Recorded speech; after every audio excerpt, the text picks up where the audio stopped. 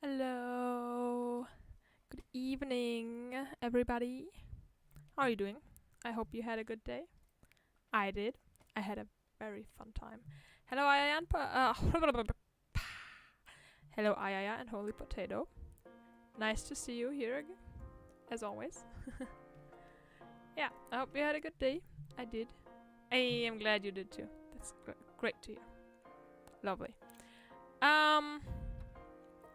Yeah, it's reading time again. I haven't seen you since 6 p.m. Valorant has been wild since then. Hello, Ruffy. I'm good. Had a fun time playing Valorant.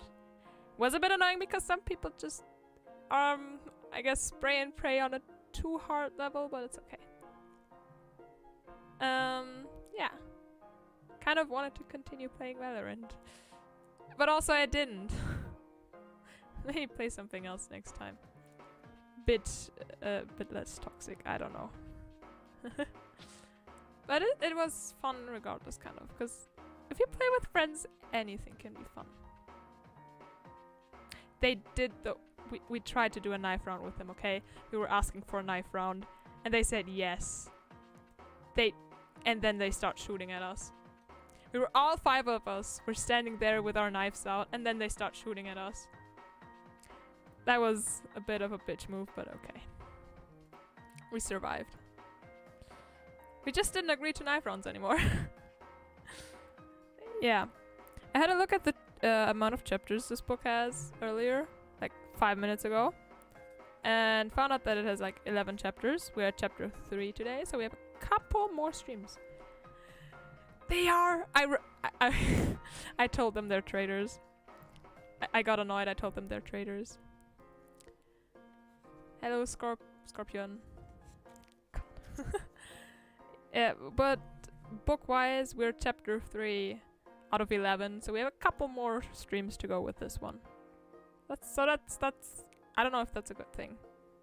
I guess it is. I'm interested to see what the kids will wish for this time.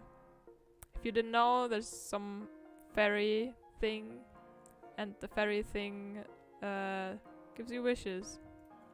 And yeah, then you have 1 free wish each day, and there's 5 children, and they just wish for random stuff. This far, it did not go well. So I'm excited to find out how the next one's gonna go out. Looking at the title, it won't end well. Then I don't think I have anything else to say, so we can start. So it's chapter 3, Being Wanted. I don't think this ends well. The morning after the children had been the possessors of boundless wealth and had been unable to buy anything really useful or enjoyable with it, except 2 pairs of cotton gloves, 12 penny buns, an imitation crocodile skin purse, and a ride in a pony cart, they awoke without any of the enthusiastic happiness which they had felt on the previous day when they remembered how they had had the luck to find a Psammead or sand fairy and to receive its promise to grant them a new wish every day. For now they had had 2 wishes, beauty and wealth, and neither had exactly made them happy. But the happening of strange things, even if they are not completely pleasant things, is more amusing than those times when nothing happens but meals and they are not always completely pleasant. No. I fucked up the lines. My bad. Especially on the days when it is cold mutton or harsh. There was no chance of talking things over before breakfast because everyone overslept itself as it happened, and it needed a vigorous and determined struggle to get dressed so as to be only 10 minutes late for breakfast.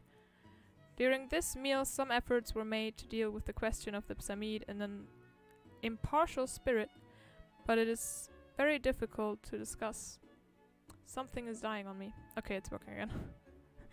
But it is very difficult to discuss anything thoroughly and at the same time to attend faithfully to your baby brother's breakfast needs.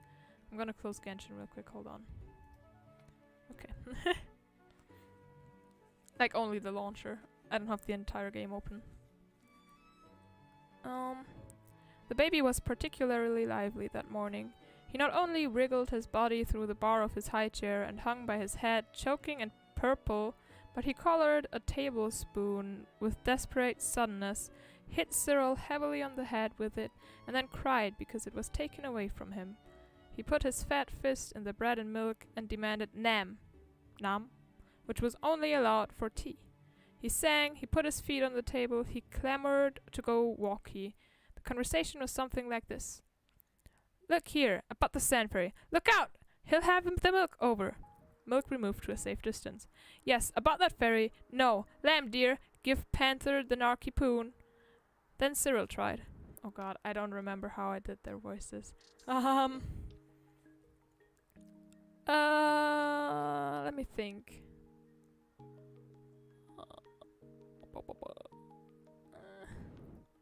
Nothing we've had yet has turned out. He nearly had the mustard that time. I wonder whether we'd better wish, "Hullo! You've done it now, my boy." And in a flash of glass and pink baby paws, the bowl of golden carp in the middle of the table rolled on its side and poured a flood of mixed water and goldfish into the baby's lap and into the laps of the others. Everyone was almost as much upset as the goldfish, the lamb only remaining calm. When the pool on the floor had been mopped up and the leaping, gasping goldfish had been collected and put back in the water, the baby was taken away to be entirely redressed by Martha, and most of the others had to change completely. The pinafores and jackets that had been bathed in goldfish and water were hung out to dry, and then it turned out that Jane must either mend the dress that she had torn the day before, or appear all day in her best petticoat. It was white and soft and frilly and trimmed with lace and very, very pretty. Quite as pretty as a frock, if not more so.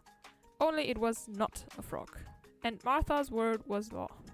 She wouldn't let Jane wear her best frock, and she refused to listen for a moment to Robert's suggestion that Jane should wear her best petticoat and call it a dress. It's not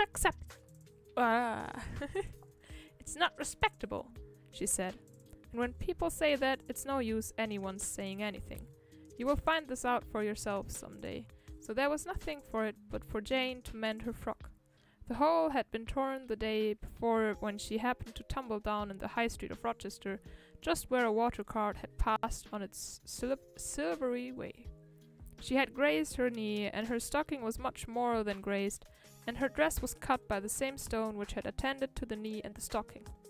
Of course the others were not such sneaks as to abandon a comrade in misfortune, so they all sat on the grass plot round the sundial, and Jane darned away for dear life. The lamb was still in the hands of Martha, having its clothes changed, so conversation was possible. And Thea and Robert timidly tried to conceal their inmost thought, which was that the Psammead was not to be trusted, but Cyril said, "Speak out, say what you've got to say. I hate hinting and don't know, and sneakers ways like that." So then Robert said, as in honor bound, "Sneak yourself! Anthea and me weren't so goldfishy as you two were, so we got changed quicker, and we've had time to think it over, and if you ask me, I didn't ask you." Hello, Amongai. Welcome. "I didn't ask you," said Jane, biting off a needleful of thread, as she had always been strictly forbidden to do. "I don't care who asks or who doesn't," said Robert, "but Anthea and I think the Psammead is a spiteful brute. If it can give us our wishes, I suppose it can give itself its own, and I feel almost sure it wishes every time that our wishes shan't do us any good.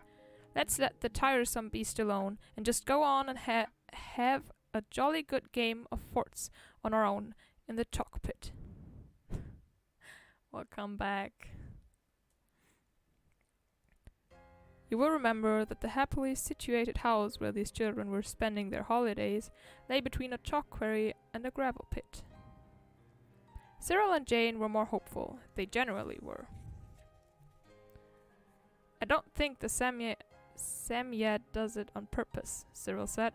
"And after all, it was silly to wish for boundless wealth. £50 and 2 shilling pieces would have been much more sensible, and wishing to be beautiful as the day was simply donkeyish. I don't want to be disagreeable, but it was. We must try to find a really useful wish, and wish it." Jane dropped her work and said, "I think so too. It's too silly to have a chance like this and not use it. I never heard of anyone else outside a book who had such a chance. There must be simply heaps of things we could wish for that wouldn't turn our dead sea fish. Like these two things have. Do let's think hard and wish something nice so that we can have a real jolly day. What there is left of it. Jane darned away again like mad, for time was indeed getting on, and everyone began to talk at once. I did buy the book. It's a book I bought like a couple of months back. I did buy it. I love buying books. Books are cool. If you had been there, you could not possibly have made head or tail of the talk, but these children were used to talking by force, as soldiers march, and each of them could say what it had to say quite comfortably, and listen to the agreeable sound of its own voice, and at the same time have 3/4 of 2 sharp ears to spare for listening to what the others said. Why shouldn't I have bought it? I have a lot of books. Is there a reason to not buy the book? I don't know. That is an easy example in multiplication of vulgar fractions, but, as I dare say, you can't even do that. I won't ask you to tell me whether 3/4 times 2 equals 1.5, but I will ask you to believe me that this was the amount of ear each child was able to lend to the others. Writing? Huh? I'm confused, I'm sorry. Lending ears was common in Roman times, as we learned from Shakespeare, but I fear I am getting too instructive. When the frock was darned, the start of the gravel pit was delayed by Martha's insisting on everybody's washing its hands, which was nonsense because nobody had been doing anything at all except Jane, and how can you get dirty? How can you get dirty doing nothing? That is a difficult question, and I cannot answer it on paper. In real life I could very soon show you, or you me, which is much more likely. During the conversation in which the 6 ears were lent, there were 4 children, so that sum comes right. It had been decided that 50 pounds in 2 shilling pieces was the right wish to have. Reading. Yeah, reading. I'm reading. Hehe. And the lucky children, who could have anything in the wide world by just wishing for it, hurriedly started for the gravel pit to express their wishes to the isekai'd. Martha caught them at the gate and insisted on their taking the baby with them. Only if it curses in the book. And yeah, I curse when I want though. Hehe. I know it's bad. I'm trying not to curse as much. Valorant isn't helping. Well, I curse more in Valorant, but less towards people. Like in school or something. I don't curse as much anymore.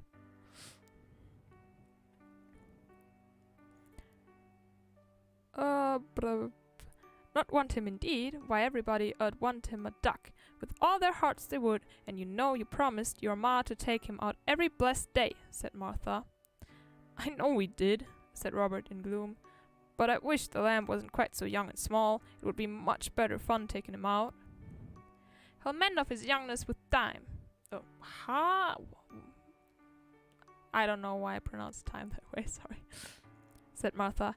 And as for his smallness, I don't think you'd fancy carrying of him any more, however big he was. Besides, he can walk a bit. Bless his precious fat legs, a ducky. He feels the benefit of the new laid air, so he does. A pet. I don't want a ducky. I don't want a ducky.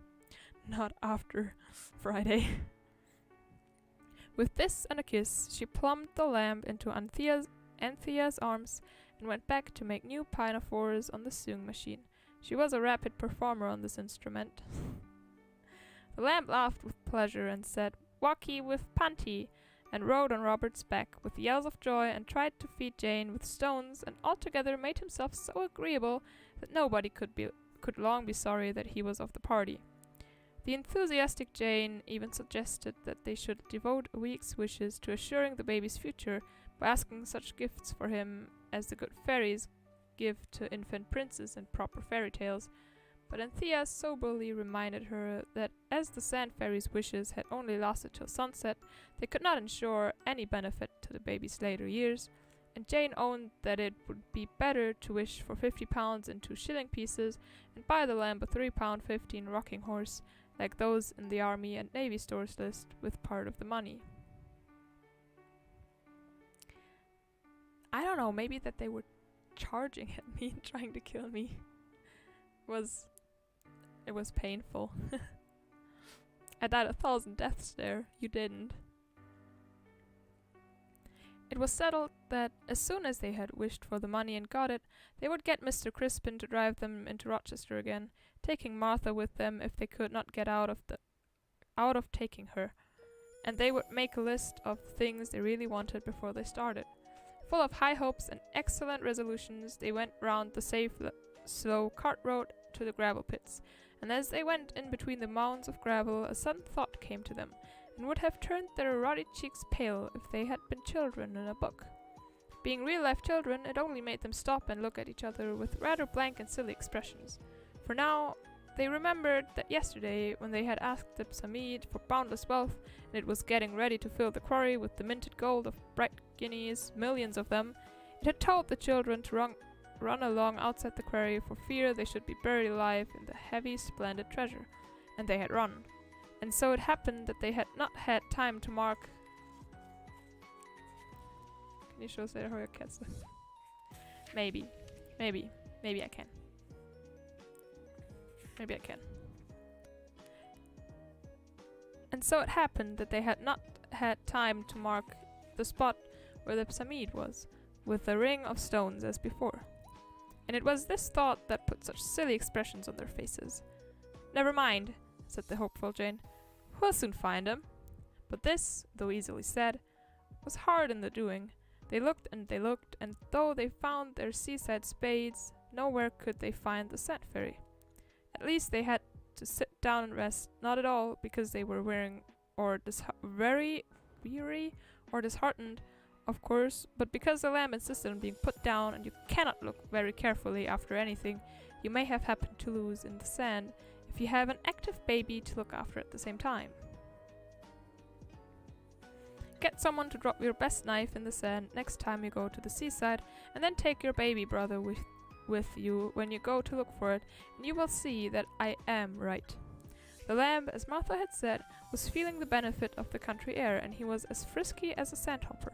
The elder ones longed to go on talking about the new wishes they would have when, or if, they found the Psammead again, but the lamb wished to enjoy himself. He watched his opportunity and threw a handful of sand into Anthea's face, and then suddenly buried his own head in the sand and waved his fat legs in the air. Then, of course, the sand got into his eyes, and it had into Anthea's, and he howled. The thoughtful Robert had brought one solid brown bottle of ginger beer with him, relying on a thirst that had never yet failed him. This had to be uncorked hurriedly. It was the only wet thing within reach, and it was necessary to wash the sand out of the lamb's eyes somehow. Of course, the ginger hurt horribly, and he howled more than ever, and amid his anguish of kicking, the bottle was upset, and the beautiful ginger beer frothed out into the sand and was lost forever. It was then that Robert, usually a very patient brother, so far forgot himself as to say, "Anybody would want him indeed, only they don't. Martha doesn't, not really, or she'd jolly well keep him with her. He's a little nuisance, that's what he is. It's too bad. I only wish everybody did want him. With all their hearts, we might get some peace in our lives." Don't work? What? Okay. The lamb stopped howling now, because Jane had suddenly remembered that there is only one safe way of taking things out of little children's eyes, and that is with your own soft, wet tongue. It is quite easy if you love the baby as much as you ought to. Then there was a little silence. Robert was not proud of himself. Oh, okay. Robert was not proud of himself for having been so cross, and the others were not proud of him either. You often notice that sort of silence when someone has said something it ought not to, and everyone else holds its tongue and waits for the one who oughtn't to have said it is sorry. The silence was broken by a sigh. A breath suddenly let out. The children's heads turned as if there had been a string tied to each nose, and someone had pulled all the strings at once. And everyone saw the sand fairy sitting quite close to them, with the expression which it used as a smile on its hairy face. "Good morning," it said. "I did that quite easily. Everyone wants him now." "Doesn't matter," said Robert sulkily, because he knew he had been behaving rather like a pig. "No matter who wants him, there's no one here to anyhow." "Ingratitude," said isekai'd, "is a dreadful vice." "We're not ungrateful," Jane made haste to say, "but we didn't really want the wish. Robert only just said it. Can't you take it back and give us a new one?" "No, I can't. The sand fairy oh, whoopsie daisies. The sand fairy said shortly, "Chopping and changing, it's not business. You ought to be careful what you do wish. There was a little boy once, he'd wished for a plesiosaurus instead of an ichthyosaurus, because he was too lazy to remember the easy names of everyday things, and his father had been very vexed with him, and had made him go to bed before tea time, and wouldn't let him go out in the nice flint boat along with the other children. It was the annual school treat next day, and he came and flung himself down near me on the morning of the treat. And he kicked his little prehistoric legs about and said he wished he was dead, and of course then he was." "How awful!" said the children all together. "Only till sunset, of course," isekai'd said. "Still, it was quite enough for his father and mother, and he caught it when he woke up. I can't tell you. He didn't turn to stone. I forgot why, but there must have been some reason. They didn't know being dead is only being asleep, and you're bound to wake up somewhere or other, either where you go to sleep or in some better place. You may be sure he caught it, giving them such a turn. Why, he wasn't allowed to taste megatherium for a month after that. Nothing but oysters and periwinkles and common things like that." I needed to drink something. That voice is... Oh.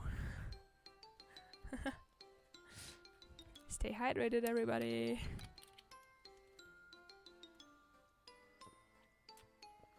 Oh my god, the water's warm.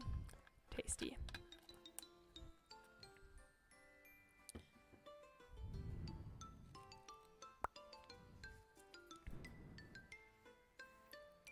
All the children were quite crushed by this terrible tale. They looked at the isekai'd in horror. Suddenly the lamb perceived that something brown and furry was near him. "Poof, poof, poofy!" he said, and made a grab. "It's not a pussy," Anthea was beginning, when the sand fairy leaped back. Good thing. Stay hydrated, everyone. "Oh, my left whisker!" it said. "Don't let him touch me, he's wet!" That was not the normal anyway. Its fur stood on end with horror, and indeed a good deal of the ginger beer had been spilt on the blue smock of the lamb. The isekai'd dug with his hands and feet and vanished in an instant in a whirl of sand. The children marked the spot with a ring of stones.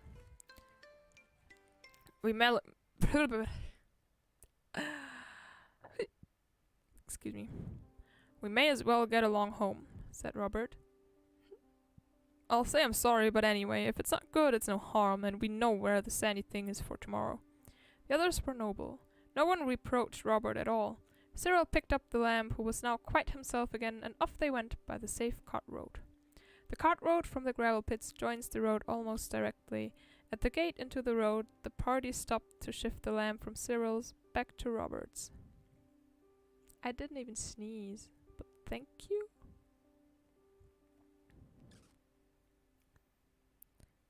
And as they paused, a very smart open carriage came in sight, with a coachman and a groom on the box. And inside the carriage a lady, very grand indeed, with a small dress all white lace and red ribbons, and a parasol all red and white, and a white fluffy dog on her lap with a red ribbon around its neck. She looked at the children and particularly at the baby, and she smiled at him. The children were used to this, for the lamb was, as all the servants said, a very taking child. So they waved their hands politely to the lady and expected her to drive on, but she did not. Instead, she made the coachman stop, and she beckoned to Cyril, and when he went up to the carriage, she said, "What a dear darling duck of a baby! I should so like to adopt it. Do you think its mother would mind?" "She'd mind very much indeed," said Anthea shortly. "Oh, but I should bring it up in luxury, you know. I am Lady Chittenden. You must have seen my photograph in the illustrated papers. They call me a beauty, you know, but of course that's all nonsense anyway." She opened the carriage door and jumped out. She had the wonderfulest red high-heeled shoes with silver buckles. "Let me hold him a minute," she said, and she took the lamb and held him very awkwardly, as if she was not used to babies. Then suddenly she jumped into the carriage with the lamb in her arms and slammed the door and said, "Drive on!" The lamb roared and roared, the little white dog barked, and the coachman hesitated. "Drive on, I tell you!" cried the lady. The coachman did, for as he said afterwards, it was as much as his place was worth not to. The 4 children looked at each other, and then with one accord they rushed after the carriage and held on behind. Down the dusty road went the smart carriage, and after it, at double quick time, ran the twinkling legs of the lamb's brothers and sisters. The lamb howled louder and louder, but presently his howls changed by slow degree to hiccupy gurgles, and then all was still, and they knew he had gone to sleep. The carriage went on, and the 8 feet that twinkled through the dust were growing quite stiff and tired before the carriage stopped at the lodge of Grant Park. The children crouched behind the carriage, and the lady got out. She looked at the baby as it lay on the carriage seat and hesitated. "The darling, I won't disturb it," she said, and went into the lodge to talk to the woman there about the setting of Buff Orpington eggs that had not turned out well. The coachman and footman sprang from the box and bent over the sleeping lamb. "Fine boy, wish he was mine," said the coachman. "He wouldn't favor you much," said the groom sourly. "Too handsome." The coachman pretended not to hear. He said, "Wonder at her now, I do really. Hates kids, got none of her own, and can't abide other folksers." I thank you very much. It's appreciated. Holy shit, thank you. I don't know what to say, thank you. But this is okay too, because this way I can talk to everyone in chat, you know? I don't mind being this small.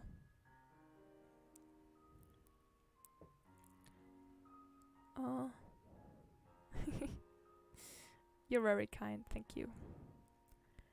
The children, crouching in the white dust under the carriage, exchanged uncomfortable glances. "Tell you what," the coachman went on firmly. "Blowed if I don't hide the little nipper in the hedge and tell her his brothers took him. Then I'll come back for him afterwards." "No, you don't," said the footman. "I've took to that kid's... Sorry. I've took to that kid so as never was. If anyone's to have him, it's me, so there." "Stow your grab," the coachman rejoined. "You don't want no kids, and if you did, one kid's the same as another to you. But I'm a married man and a judge of breed. I know a first-rate yearling when I sees him. I'm a-going to ave him and least soonest mended." "I should have thought," said the footman sneeringly, "you were most enough. What with Alfred and Albert and Louise and Victor Stanley and Helena Beatrice and another." The coachman hit the footman in the chin. The footman hit the coachman in the waistcoat. The next minute the two were fighting here and there, in and out, up and down, and all over everywhere. And the little dog jumped on the box of the carriage and began barking like mad. Cyril, still crouching in the dust, waddled on bent legs to the side of the carriage farthest from the battlefield. He unfastened the door. Oh, excuse me. Excuse me. I'm sorry. He unfastened the door of the carriage. The two men were far too much occupied. Thank you. This time it was a sneeze. The two men were far too much occupied with their quarrel to notice anything. Took the lamb in his arms, and still stooping, carried the sleeping baby a dozen yards along the road to where a stile led into a wood. The others followed, and there, among the hazels and young oaks, and sweet chestnuts covered by high, strong-scented bracken, they all lay hidden till the angry voices of the men were hushed at the angry voice of the red and white lady, and after a long and anxious search, the carriage at last drove away. "My only hat," said Cyril, drawing a deep breath as the sound of wheels at last died away. "Everyone does want him now, and no mistake, that Sammy has done us again. Tricky brute, for any sake, let's get the kid safe home." So they peeped out, and finding on the right hand only lonely white road, and nothing but lonely white road on the left, they took courage and the road, and Thea carrying the sleeping lamb. Adventurers dogged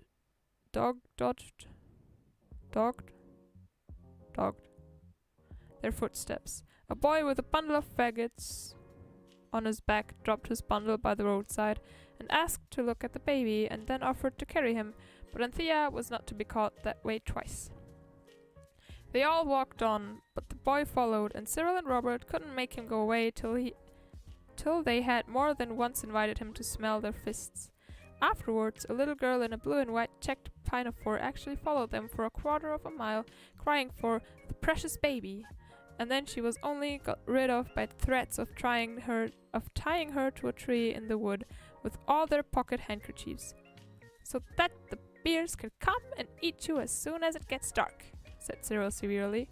Then she went off crying. It presently seemed wise to the brothers and sisters of the baby, who was wanted by everyone, to hide in the hedge whenever they saw anyone coming, and thus they managed to prevent the lamb from arousing the inconvenient affection of a milkman, a stonebreaker, and a man who drove a cart with a paraffin barrel at the back of it. They were nearly home when the worst thing of all happened. Turning a corner, suddenly they came upon two vans, a tent, and a company of gypsies encamped by the side of the road.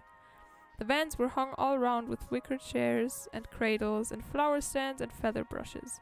A lot of ragged children were industriously making dust pies in the road. Two men lay on the grass smoking, and three women were doing the family washing in an old red watering can with the top broken off. In a moment all the gypsies, men, women, and children surrounded Anthea and the baby. "Let me hold him, little lady," said one of the gypsy women, who had mahogany-colored face and dust-colored hair. "I won't hurt a hair of his head, the little picture." "I'd rather not," said Anthea. "Let me have him," said the other woman, whose face was also of the hue of mahogany, and her hair jet black in greasy curls. "I have 19 of my own, so I have." "No," said Anthea bravely, but her heart beat so that it nearly choked her. Then one of the men pushed forward. "Swelp me if it ain't," he cried. "My own long-lost child. Have he a strawberry mark on his left ear? No? Then he's my own babby, stolen from me in innocent infancy. And I'm over, and will not 'ave the law on yer this time." He snatched the baby from Anthea, who turned scarlet and burst into tears of pure rage. The others were standing quite still. This was much of the most terrible thing that had ever happened to them. Even being taken up by the police in Rochester was nothing to this. Cyril was quite white, and his hands trembled a little, but he made a sign to the others to shut up. He was silent a minute, thinking hard. Then he said, "We don't want to keep him if he's yours, but you see, he's used to us. You shall have him if you want him." "No, no," cried Anthea, and Cyril glared at her. "Of course we want him," said the woman, trying to get the baby out of the man's arms. The lamb howled loudly. "Oh, he's hurt!" shrieked Anthea, and Cyril, in a savage undertone, bade her, "Stow it!" "You trust to me," he whispered. Look here, he went on. He's awfully tiresome with people he doesn't know very well. Suppose we stay here a bit till he gets used to you, and then when it's bedtime, I give you my word of honor, we'll go away and let you keep him if you want to. And then, when we're gone, you can decide which of you is to have him, as you all want him so much. That's fair enough, said the man who was holding the baby, trying to loosen the red neckerchief which the lamb had caught hold of and drawn round his mahogany throat so tight that he could hardly breathe. The gypsies whispered together, and Cyril took the chance to whisper too. He said, "Sunset, we'll get away then." And then his brothers and sisters were filled with wonder and admiration at his having been so clever as to remember this. "Oh, do let him come to us," said Jane. "See, we'll sit down here and take care of him for you till he gets used to you." "What about dinner?" said Robert suddenly. The others looked at him with scorn.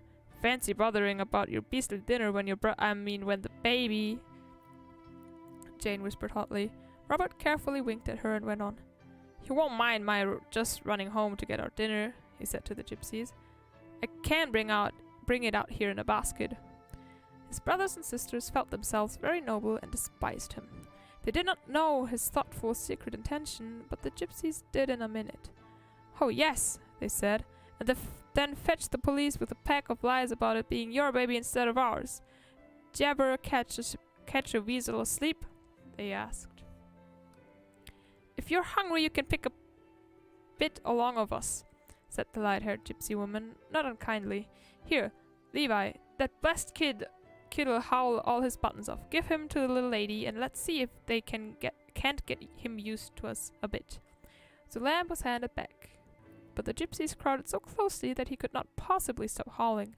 Then the man with the red handkerchief said, "Here, Pharaoh, make up the fire and you girls see to the pot. Give the kid a chance." So the gypsies, very much against their will, went off to their work, and the children and the lamb were left sitting on the grass. "He'll be all right at sunset," Jane whispered. "But oh, it's awful. Suppose they are frightfully angry when they come to their senses. They might beat us or leave us tied to trees or something." "No, they won't," Anthea said. "Oh, my lamb, don't cry any more. It's all right. Panty's got ducky. They aren't unkind people, or they wouldn't be going to give us any dinner." "Dinner?" said Robert. "I won't touch their nasty dinner. It would choke me." The others thought so too then, but when the dinner was ready, it turned out to be supper and happened between 4 and 5. They were all glad enough to take what they could get. It was boiled rabbit with onions and some bird rather like a chicken, but stringier about its legs and with a stronger taste. The lamb had bread soaked in hot water and brown sugar sprinkled on the top. He liked this very much and consented to let the 2 gypsy women feed him with it, as he sat on Anthea's lap. All that long hot afternoon Robert and Cyril and Anthea and Jane had to keep the lamb amused and happy, while the gypsies looked eagerly on. By the time the shadows grew long and black across the meadows, he had really taken to the woman with the light hair, and even consented to kiss his hand to the children and to stand up and bow with his hand on his chest, like a gentleman, to the 2 men. The whole gypsy camp was in raptures with him, and his brothers and sisters could not help taking some pleasure in showing off his accomplishments to an audience so interested and enthusiastic. But they longed for sunset. "We're going into the habit of longing for sunset," Cyril whispered. How I do wish we could wish something really sensible that would be of some use, so that we should be quite sorry when sunset came. The shadows got longer and longer, and at last there were no separate shadows anymore, but one soft glowing shadow over everything, for the sun was out of sight behind the hill, but he had not really set yet. The people who make the laws about lighting bicycle lamps are the people who decide when the sun sets. He has to do it, too, to the minute, or they would know the reason why. But the gypsies were getting impatient. Now, young uns," the red handkerchief man said, It's time you were laying off your heads on your pillows, so it is. The kid's alright and friendly with us now, so you just hand him over and sling that hook of yours like you said. The women and children came crawling round the lamb, arms were held out, fingers snapped invitingly, friendly faces beaming with admiring smiles, but all failed to tempt the loyal lamb. He clung with arms and legs to Jane, who happened to be holding him, and uttered the gloomiest roar of the whole day. "It's no good," the woman said. "Hand the little puppet over, miss. We'll soon quiet him." And still the sun would not set. "Tell her about how to put him to bed," whispered Cyril. "Anything to gain time, and be ready to bolt when the sun really does make up its silly old mind to set."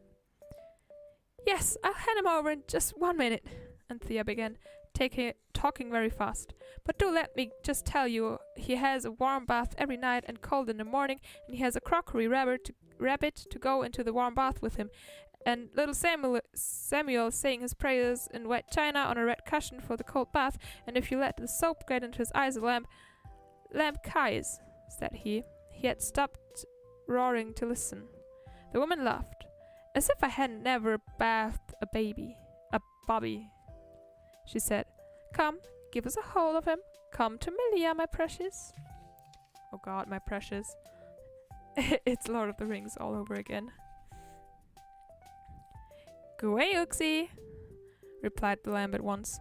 "Yes, but," Anthea went on, "about his meals, you really must let me tell you he has an apple or a banana every morning, and bread and milk for breakfast, and an egg for his tea sometimes, and—" "I brought up 10, said the black ringleted woman, "besides the others. Come, miss, and I'm over. I can't bear it no longer. I just must give him a hug." "We ain't settled yet who's he's to be, Esther," said one of the men. "It won't be you, Esther, with 7 of 'em at your tail already." "I ain't so sure of that," said Esther's husband. "And ain't I nobody to have a say neither," said the husband of Melia. Celia, the girl, said, "And me? I'm a single girl and no one but I'm to look after. I ought to have 'em." "Hold your tongue! Shut your mouth! Don't you show me no more of your imperence." Everyone was getting angry. The dark gypsy faces were frowning and anxious looking. Suddenly a change swept over them, as if some invisible sponge had wiped away these cross and anxious expressions and left only a blank. The children saw that the sun really had set, but they were afraid to move, and the gypsies were feeling so muddled because of the invisible sponge that had washed all the feelings of the last few hours out of their hearts that they could not say a word. The children hardly dared to breathe. Suppose the gypsies, when they recovered speech, should be furious to think how silly they had been all day. It was an awkward moment. Suddenly Anthea, greatly daring, held out the lamp to the red handkerchief man. "Here he is," she said. The man drew back. "I shouldn't like to deprive you, miss," he said hoarsely. "Anyone who likes can have my share of him," said the other man. "After all, I've got enough of my own," said Esther. "He's a nice little chap, though," said Amelia. She was the only one who now looked affectionately at the whimpering lamb. Celia said, "If I don't think I must have had a touch of the sun, I don't want him." "Then shall we take him away?" said Anthea. "Oh, suppose you do," said Pharaoh heartily, "and we'll say no more about it." And with the great haste, all the gypsies began to be busy about their tents for the night, all but Amelia. She went with the children as far as the bend in the road, and there she said, "Let me give him a kiss, miss. I don't know what's made us go far to behave so silly. Us gypsies don't steal babies, whatever they may tell you when you're naughty. We've enough of our own, mostly, but I've lost all mine." She leaned towards the lamb, and he, looking in her eyes unexpectedly, put up a grubby soft paw and stroked her face. Poor," said the lamb, and he let the gypsy woman kiss him. And what is more, he kissed her brown cheek in return, a very nice kiss, as all his kisses are, and not a wet one like some babies give.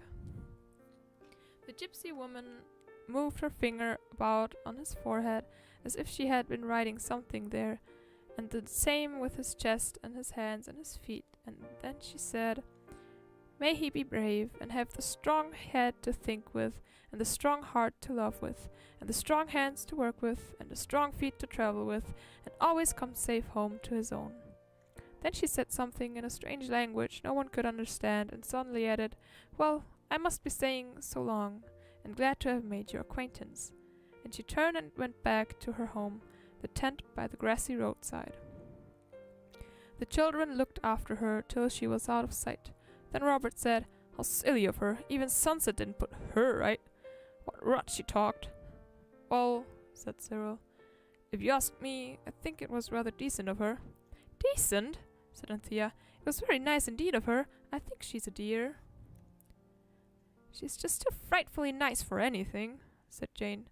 And they went home very late for tea, and unspeakably late for dinner. Martha scolded, of course, but the lamb was safe. "I say, it turned out we wanted the lamb as much as anyone," said Robert later. "Of course. But do you feel different about it now the sun's set?" "No," said all the others together. "Then it's lasted over Sunset with us." "No, it hasn't," Cyril explained. "The wish didn't do anything to us. We always wanted him with all our hearts. When we were our proper selves, only we were all pigs this morning, especially you, Robert." Robert bore this much with a strange calm. "I certainly thought I didn't want him this morning," said he. "Perhaps I was a pig, but everything looked so different when we thought we were going to lose him."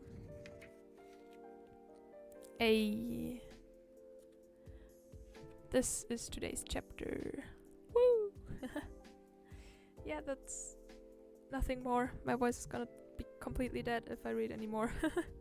It's already kind of dying. But yeah, that's it for today. Yay! Woo! That was an interesting chapter, not gonna lie. Imagine just everyone wants your baby, like your little sibling. I'd kick everybody. I'd kick everybody that would want my little sister and be creepy about it. But yeah, interesting chapter. Well, I don't have a schedule yet for next week actually. I was too focused on school and Valorant. Thank you, Sleepy Agent. I will. That's why we only read one chapter per stream. Because if we did more than that, my voice would absolutely die. And with like the combination of streaming and Valorant is, phew, that's not exactly smart, but yeah.